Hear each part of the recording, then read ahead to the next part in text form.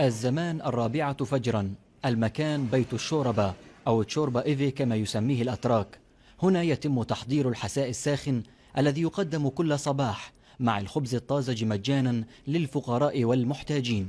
هذا البيت واحد من 8 بيوت في مدينة شانلي أورفا تقدم الشوربة للمحتاجين دون مقابل. المشرفون على هذه البيوت التابعة لبلدية شانلي أورفا يقولون إن أكثر من 30 ألف محتاج من الأتراك واللاجئين السوريين في المدينة على حد سواء يستفيدون من هذه الخدمة الحكومية المجانية.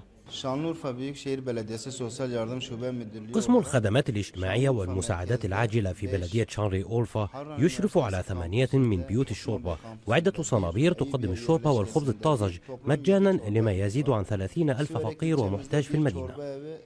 لا يقتصر تقديم الشوربة المجانية في بيوت الشوربة الشبيهة بالمطاعم فحسب، بل إن الحساء الساخن يقدم أيضا في الأماكن العامة وبطريقة فريدة من نوعها، وذلك من خلال ما بات يعرف بصنابير الشوربة الشبيهة بصنابير المياه.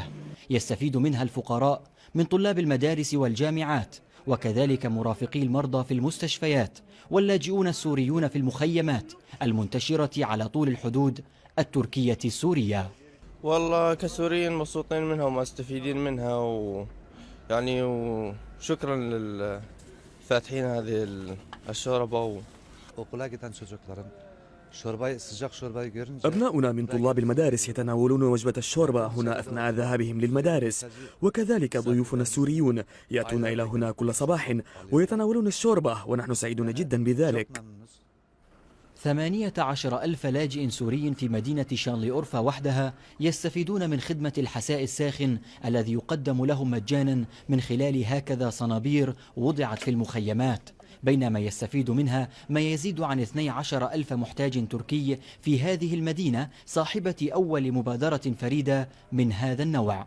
بيوت وصنابير الشوربة المجانية هي خطوة بسيطة لإعانة الفقراء على تخطي فصل الشتاء البارد، خطوة لاقت استحسانا في الشارع التركي وفي صفوف اللاجئين السوريين. مهران عيسى، سكاي نيوز عربية، شانلي أورفا.